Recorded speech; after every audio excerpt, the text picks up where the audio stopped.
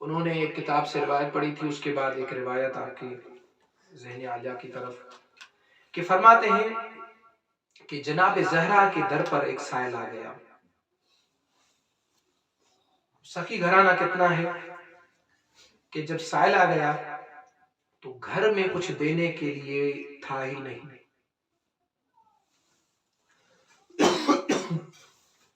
جب کچھ نہ تھا تو اتفاقاً جناب سلمان فارسی دروازے پر کھڑے تھے۔ بی بی نے کہا سلمان یہ میری چادر لے جاؤ اور اسے بیچ کر کچھ پیسے لے آؤ۔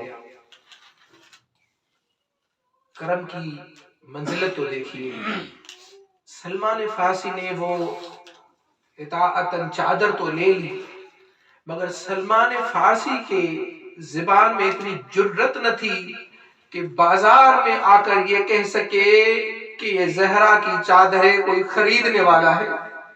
اتنی جرأت نہیں تھی سلمان فارسی کی زبان میں۔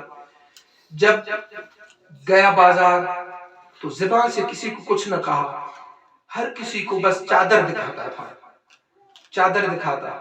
جب ایک یہودی نے چادر دیکھی تو اس نے کہا سلمان میں اسے دیکھ سکتا ہوں؟ اس نے کہا ہاں دیکھ سکتے ہو۔ جب اس نے دیکھا، اس نے کہا کچھ ٹائم رکو، میں اپنے تورات اور صحیفے لے آؤں اور اسے دیکھوں کہ یہ چادر کا ذکر اس میں ہے یا نہیں۔ جب وہ صحیفے لے آیا تو اس چادر کا ذکر اس میں تھا، تو اس نے کہا اب دیکھ چکے، اب چادر خرید لو۔ اس نے کہا نہیں، اب یہ چادر میں یہاں پر خریدوں گا نہیں، چل اپنے نبی کی مسجد میں، چل اپنے نبی کی مسجد میں۔ جب آ گئے تو اس نے رسول خدا سے کہا کہ میں نے اپنے تورات اور صحیفوں میں دیکھا ہے کہ آخری وقت میں آخری نبی کی بیٹی کی چادر بازار میں بکنے کے لیے آئے گی، بس وہ آپ ہی نبی ہیں۔ اس نے کلمہ پڑھ لیا۔ اب سلمان کہتے ہیں اب تجھے پتا چل گیا کہ یہ نبی کی آخری نبی کی بیٹی ہے، اب تو چادر خرید لے۔ تو کہتا ہے اے سلمان جب میں یہودی ہو کر اس چادر کو خریدنے کی جرت نہیں کی تو اب میں تو مسلمان ہو چکا ہوں۔ یہ زہرا کی چادر میں نہیں خرید سکتا، میں اسے ہاتھ نہیں لگا سکتا۔ ہاں عزادارو، بس کچھ ضمیروں کا بدلنا تھا، وہی بی بی تھی، وہی دروازہ تھا، وہی زہرا کی چادر تھی جو خون میں غلطان ہو چکی تھی اور لہو لہان ہو چکی تھی۔ آزادارو یہ ایک چادر ہے۔ دوسری چادر مجھے یاد آتی ہے، ہاشمی خاندان کی عورتیں کالی چادر پہنتی تھی۔ عاشور کی دن شام غریبہ کی رات جب چادریں لٹی گئی تو بی بی زینب کے سر پر جو چادر تھی وہ کالی ہوئی کالی تھی۔ جب پہنی تھی بی بی نے تو اس کا رنگ سیاہ تھا، مگر جب ظالموں کے ہاتھوں میں آتے آتے اس کا رنگ سرخ ہو گیا اور بیویوں کے سروں میں نیزوں کے انیوں کے زخم تھے۔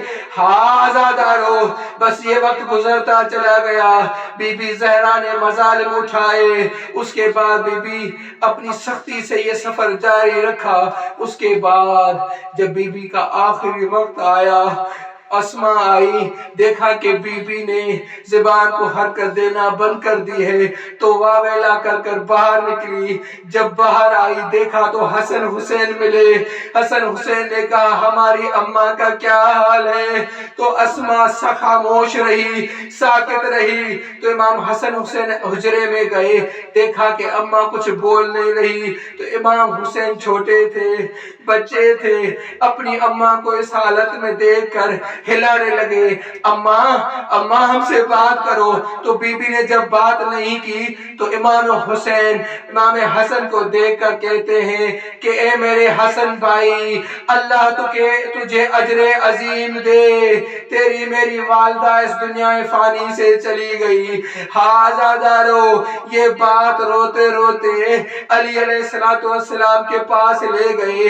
جب علی نے یہ جملے سنے کہ زہرا اس جہان سے چلی گئی تو وہ علی فاتح خیبر و حنین، علی وہ جو شجاعوں کا شجاع تھا، وہ منہ کے بل زمین پر آ گرا، یا محمدہ یا فاطمہ، انا للہ و انا الیہ راجعون۔ سيعلم الذين ظلموا